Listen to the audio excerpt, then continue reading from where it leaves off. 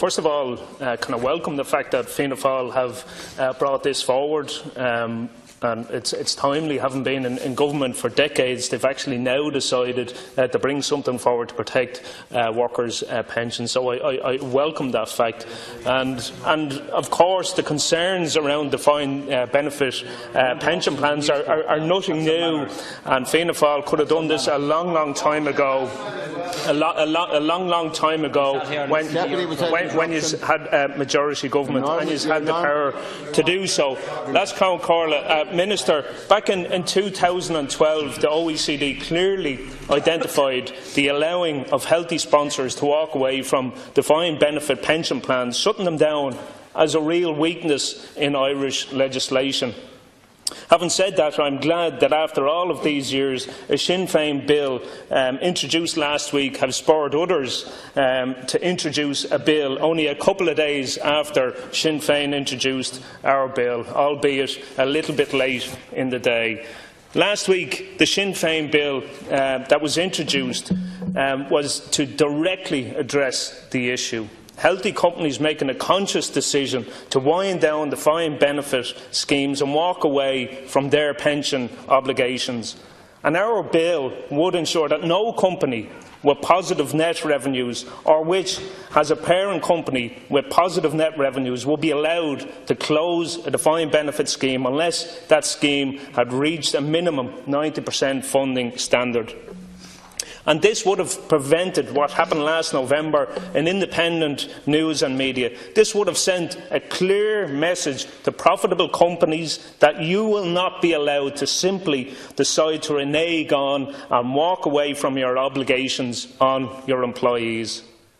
The government could have supported and introduced our bill without, in the Minister's own words, and to quote, threatening a company's financial stability or rendering some employees insolvent or employers insolvent, because we are only talking about companies that have positive net revenues.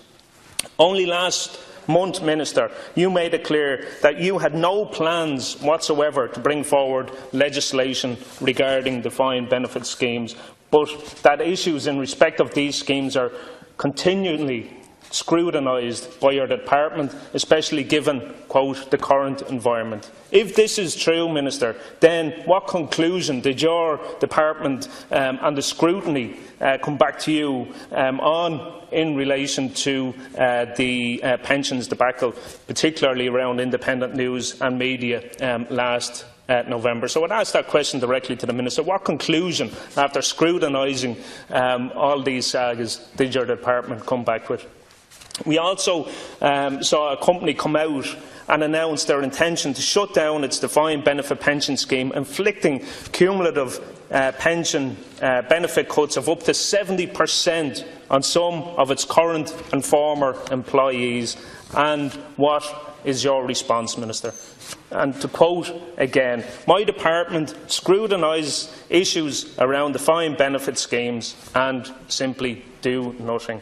And that is not good enough for workers in this state. The inaction of government sends out a message loud and clear to companies right across the entire state that they are free to consciously wind down defined benefit schemes and walk away from their pension obligations. And certain companies have and will take advantage of this weakness in legislation that allows them to essentially and effectively walk away scot-free.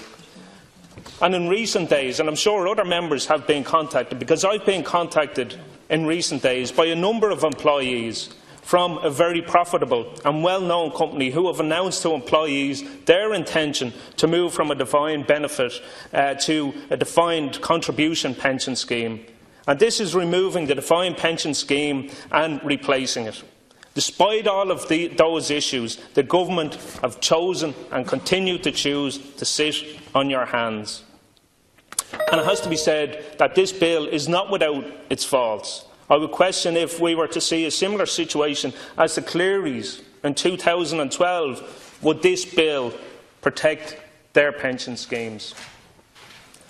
That needs to be looked at. 460 employees of Cleary's left without a pension.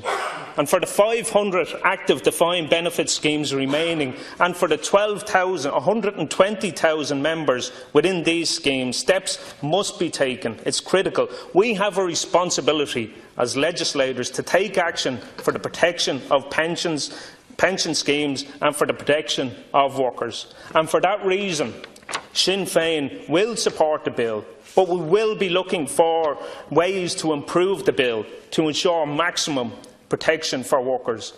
And I note that ICTU sent out a call to all opposition parties to work together. And I'm willing to sit down with Deputy O'Dea and Deputy Penrose and others to ensure that heads are prepared that will strengthen this and ensure that ultimately pensions of all workers are protected right across the state.